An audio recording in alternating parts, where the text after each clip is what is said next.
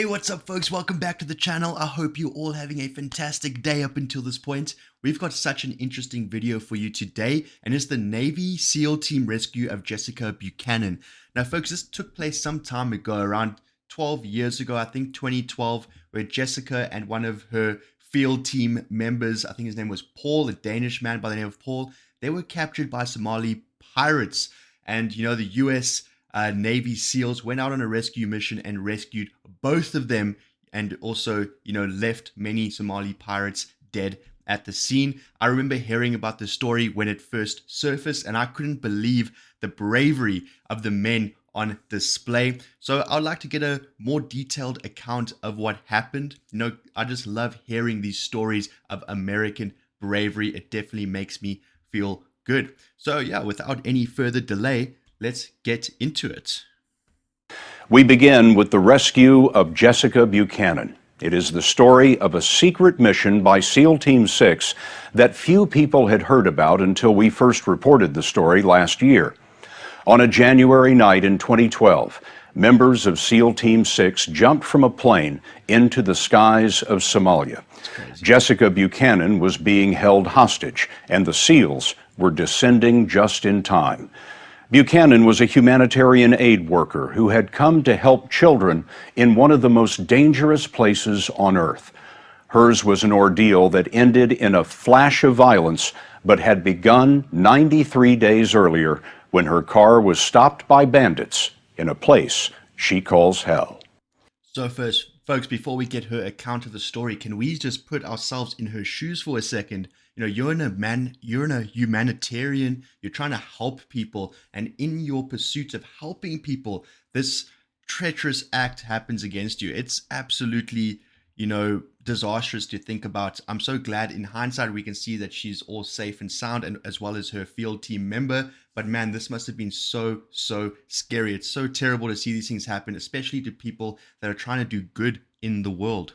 We stopped very abruptly, like so abruptly that I felt like everybody just fall forward. And then I start hearing all of this pounding on the windows and the windshield and all this shouting in Somali. And there's a man standing there screaming, and he has an AK-47 and he's shouting and he's pointing it at us. And then he climbs into the car next to me and he points an AK in my face. And they're hyped up like they're on speed. And all of a sudden we just take off. The driver just takes off and we just start slamming all over the place down these camel tracks. What did you think they were going to do? I figured they were going to rape me and then kill me. It's so terrible. Jessica Buchanan was facing the end at the end of the earth. Somalia, on the farthest tip of Africa, is war-torn and lawless. Militias battle over an unforgiving land, as we saw while covering a famine there in 2011. It was the same year that Buchanan was with a Danish charity teaching children how to avoid landmines. On October 25th, her car was hijacked. Okay, this is it. Like, I'm bracing myself to be shot in the back of the head.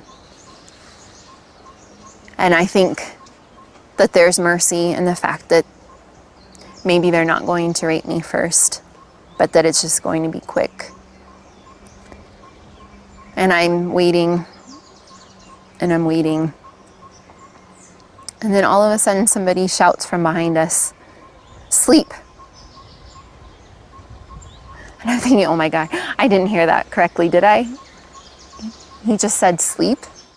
She collapsed, slept through the night, and the next morning was met by the man who led the bandits.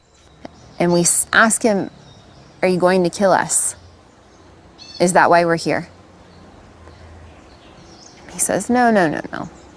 Money. We just want money. How much were they asking for? They started out at $45 million. They thought you were pretty valuable. I guess so. The bandits used her cell phone to call her husband, Eric Landemam. The two had married on an African beach 2 years before. But his number and the numbers of Buchanan's family had all been disconnected. It was part of the charity's emergency plan. The one number that worked was her Nairobi office with a hostage negotiator standing by. And so began months of talks. Where did they keep you? Day in, day out? Under trees. Outside. You were outdoors for 93 days? Yep. And in the night, they forced us to sleep out in the open. You and Paul came up with nicknames for a lot of the people who were keeping you. That's one of the ways you kept yourself occupied. We did. The 10-year-old boy? Crack baby. Because he was cracked out all the time. He was chewing cot, and he had 2 black holes for eyes. There was nothing inside. This Folks, can you imagine every single day that passes, you just wondering, will I ever return home? Are these people eventually going to kill me? If people back home do not come with the money, what are these people going to do to me? All these thoughts must be going through your mind. Time should probably stand still. These 93 days that these 2 individuals had to spend under these trees out in the open must have felt like years. I just cannot fathom what they must have been going through. is one of the camps where she was held. The bandits hit her, pointed their guns at her, and put a knife to her throat. But it was exposure that took a toll. She lost 25 pounds. After 3 weeks, the bandits made a video to prove that she was alive. Have you seen the video? I have. Paul and myself, Jessica, we are safe and we are alive. I can tell I'm starting to lose hope at that point. But hope would have to last for 2 more months. 2 months. As longer. the many weeks went by, did you think the American government's watching me, they know where I am, and somebody's going to get me out of here? No. Why? Because I'm just an aid worker. You didn't imagine that the President of the United States knew your name? Never. Never in a million years.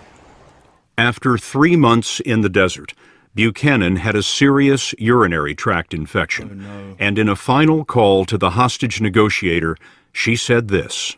I'd become so ill that I couldn't stand up. I couldn't walk. So I was in so much pain. And I said, I think I have a kidney infection. And I started to cry and I said, I'm afraid I'm going to die out here. When that call was received here in Nairobi, it set off a chain of events that led all the way to the Oval Office.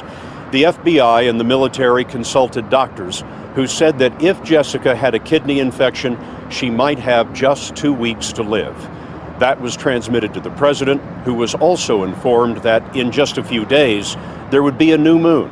Perfect darkness for a SEAL team rescue. Let's go, Jessica America. Buchanan had chosen a star in the Somali sky to represent her mother, who had passed away a year before. She spoke to it every night, and with no moon, it was especially bright on January 25th. What did you say that night? Please tell God that I need some help. We need to get out of here. You couldn't have known that that prayer would be answered that night. I had no idea. She was on a mat trying to sleep when she heard a faint scratching noise. One of the bandits she nicknamed Helper heard it too. And I see this look of just sheer terror on Helper's face. And then all of a sudden, it's just this eruption of gunfire. And I think, okay, well, this is it. This really is truly the end. What a moment. And I cover up with my blanket again, and I just start saying, oh God, oh God, oh God. And I just remember thinking, or maybe I'm saying out loud, like, I cannot survive this. She thought she was being taken by a rival group, maybe Al-Shabaab, Islamic extremists who would surely kill her. And then all of a sudden, I feel all these hands on me, roughly grabbing at me. And I try to protect myself.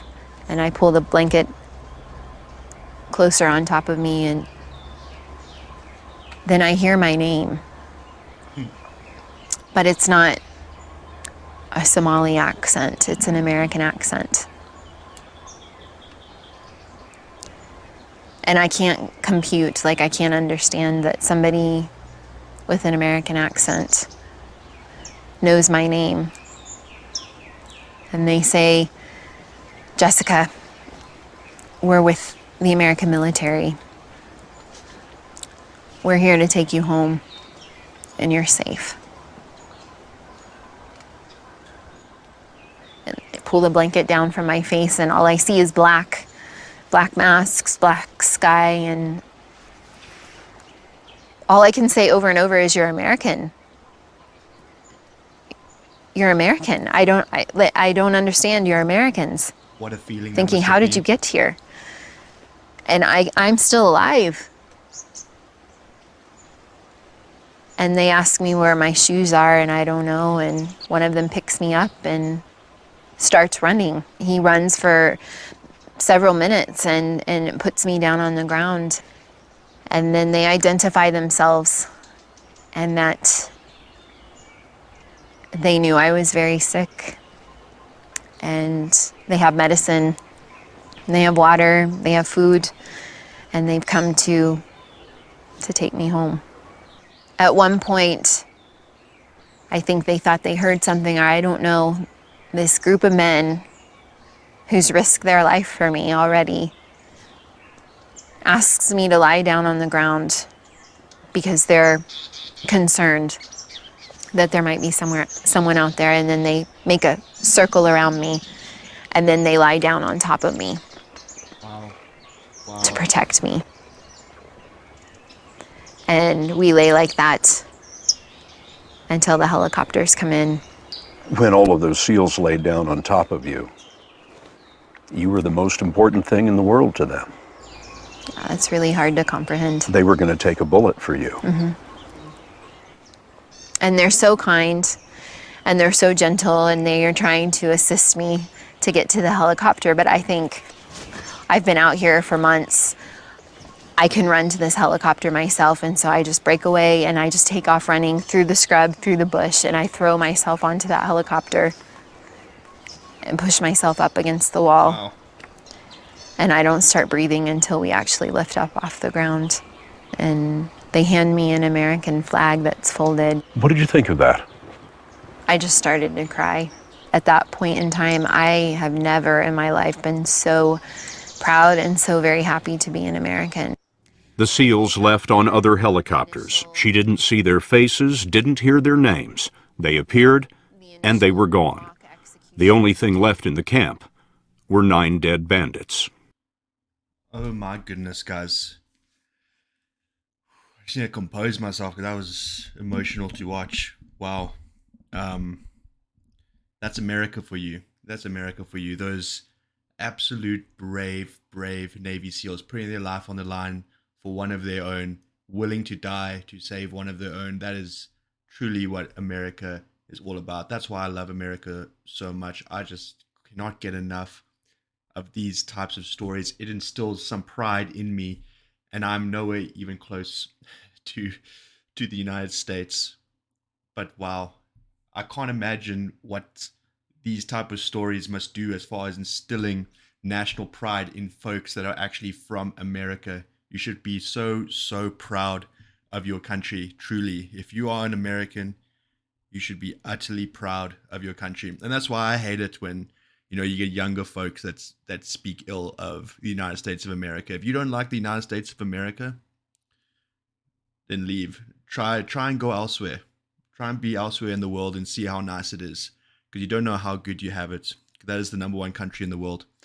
But yeah, folks, I don't know, that brings out a lot of, you know, different thoughts, different emotions. Just very thankful that Jessica and her field team member was saved. It's such a feel-good story. I love it.